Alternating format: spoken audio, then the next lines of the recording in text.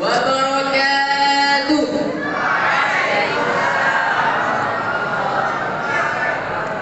Alhamdulillahi nahmaduka man awdahta lana subulal hidayah wadahta an basairina ghishawatan riwayah wa nusalli wa nusallim ala man arsaltahu syahidan wa mubashiran wa nadhira wa da'iyan ila Allah bi'idhnihi wa sirajan munira.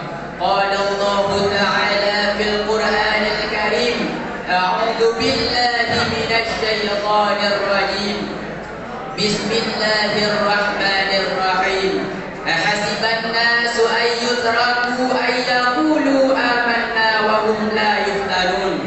Qala an-nabiy sallallahu alaihi wasallam fil hadits, asyaddun nasi bala'al anbiya thumma as-salihun thumma al-amthali yubtala ar-rijalu ala hasabi ad-dini fa in kana fi dinihi silamatan zida lahu fil bala. Sadaqallahul azim wa sadaqan nabiyul habibul karim wa nahnu ala dhalika minasy syahidin wa syakirin.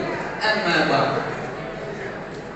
Sesudah mengucapkan basmalah, hamdalah, salat dan salam, kata-kata taklim penghormatan yang pertama sekali kepada Dewan Juri, selanjutnya mengalir kepada penai-penai, dan yang teristimewa kepada ma'asyiral muslimin sidang talabah yang Allah muliakan. Ma'asyiral muslimin, Dewan Juri yang kami muliakan, dalam mengarungi detik demi detik kehidupan di alam yang penuh fata morgana ini, tidak sedikit di antara kita yang belum tahu kemana arah yang hendak dituju, kemana tujuan kami melangkah, dan banyak yang masih belum paham untuk apa kita berpetualang di bawah kolong langit dan bumi ini, sehingga apa yang seharusnya dicari malah tidak dihiraukan, sesuatu yang layak untuk dipertahankan tapi dibiarkan berlalu-lalu. Ironis dan menyengatkan hati para hadirin. Atas dasar inilah, pada kesempatan kali ini, izinkan kami untuk menyampaikan satu syarahan singkat yang berjudul Ketika Iman Telah Digadaikan. Ma'asyiral muslimin, Dewan Juri yang kami muliakan, di dalam Al-Quran yang merupakan sumber pokok ajaran Islam, kata-kata iman begitu sering diulang-ulang. Ini menandakan bahwa keimanan merupakan perkara yang esensial di dalam agama kita. Begitu banyak ayat yang mengilustrasikan tentang kelebihan orang yang beriman, dan tidak sedikit pula ancaman bagi mereka yang menodai keimanan itu sendiri. Di awal-awal ceramah, di hampir setiap permulaan khutbah, kita sering mendengar sang khatib menuturkan yang bahwa kita wajib bersyukur atas limpahan rahmat dan nikmat Allah yang tidak pernah henti-hentinya mengalir di dalam kehidupan kita. Di antara nikmat yang paling besar adalah nikmat iman. Kenapa iman dipandang sebagai suatu nikmat yang istimewa? Karena dengan imanlah kita akan memperoleh kedamaian hidup di dunia dan kebahagiaan di negeri yang abadi, yang tidak lagi terikat dengan dimensi, ruang dan waktu, yakni negeri akhirat. Iman yang bagaimanakah yang mampu menuntun kita fid dunya hasanah wa fil akhirati hasanah? Tentunya iman yang dipakai dengan bingkai Islam dan dilanjutkan dengan perbuatan. Karena secara etimologi, iman berarti yakin. Yakin yang berlanjut dengan koma, bukan dengan titik. Maka iman adalah meyakini yang diiringi dengan amal. Iman yang tidak berujung pada amal adalah bohong, ia dusta, tak bermakna. Oleh karenanya, tidak sempurna iman seseorang yang meyakini di dalam hati dan mengucapkan di dalam kata, tetapi hampa dalam perbuatan. Pandai dalam membuat pernyataan, tetapi bodoh mewujudkannya dalam kenyataan. Ma'asyiral muslimin, Dewan Juri yang kami muliakan, cuma karena iman sifatnya abstrak bukan materi, banyak di antara umat Islam sekarang yang memandang iman dengan sebelah mata. Akhirnya ada yang rela menggadaikan iman dengan benda yang kasat mata, darinya macam-macam. Karena faktor ekonomi lah, pendidikan lah, ada juga alasan karena cinta. perut, nafsu dan syahwat, lalu kita meninggalkan dapatan hati berupa iman, telah berpisah dengan baju kebesaran berupa keyakinan. Ingatlah penegasan Allah di dalam Al-Quran, surat Al-Ankabut ayat 2 yang berbunyi, Bismillahirrahmanirrahim. Ahasiban nasu ayyutraku ayyaqulu amanna wa hum la yuftanun. Yang artinya, apakah manusia mengira bahwa mereka akan dibiarkan dengan hanya mengatakan kami telah beriman, padahal mereka belum diuji.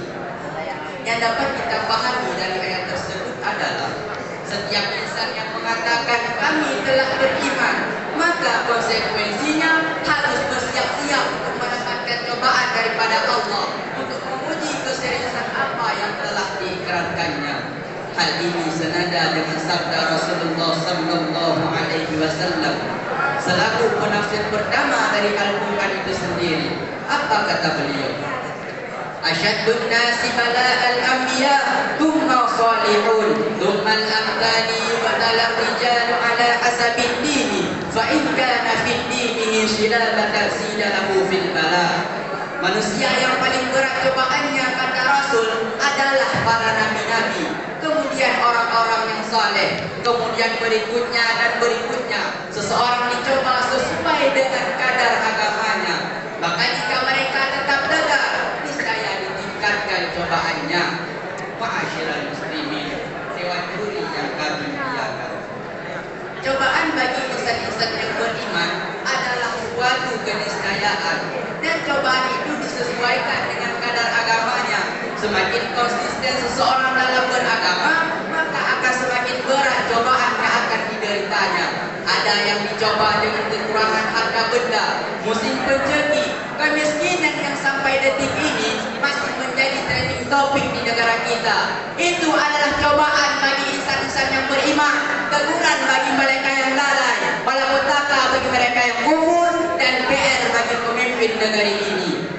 Nah hadirin, bagi kita yang beriman, patutkah kita bersedih hanya karena perut belum terisi?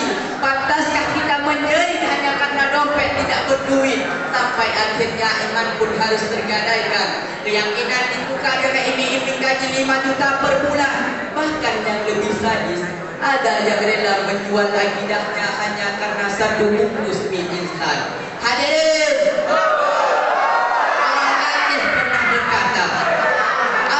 orang Aceh, sidih dalam lina umiraya, cukup kat hawa kesabuh janggu. Iman lawe ni mosang kali guna, kadi tempo gada masabuh micalu, betul tak?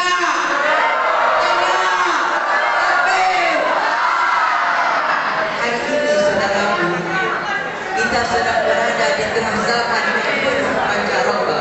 Umat Islam dibekuk dengan berbagai macam kemungkaran yang luar biasa, persis seperti berada di tengah lingkaran setan yang dihiasi dengan berbagai macam kesenangan dunia, mulai daripada pergaulan bebas, narkoba, hura-hura dan lain sebagainya, yang ditandai dengan begitu rapi guna untuk mencuri perhatian kita. Itu semuanya, wahai para hadirin, adalah panggung sandiwara yang Allah persiapkan sebagai pentas ceria bagi orang-orang kufur akan nikmatnya, dan sebagai mimbar cobaan bagi hamba-hamba yang masih beriman kepadanya. Ma'asyiral muslimin, dewan juri yang kami muliakan, cukup sekian yang dapat kami sampaikan. Adapun yang menjadi kesimpulannya adalah kedamaian hidup di dunia dan kebahagiaan di negeri akhirat merupakan idaman setiap manusia, impian setiap insan, dan batas akhir pencarian yang dilakukan oleh anak manusia. Tetapi semua itu mustahil akan diperoleh tanpa benih iman di dalam dadanya. Hal sekian yang dapat kami sampaikan. Akhirul kalam, billahi taufiq wal hidayah. Assalamualaikum warahmatullahi ta'ala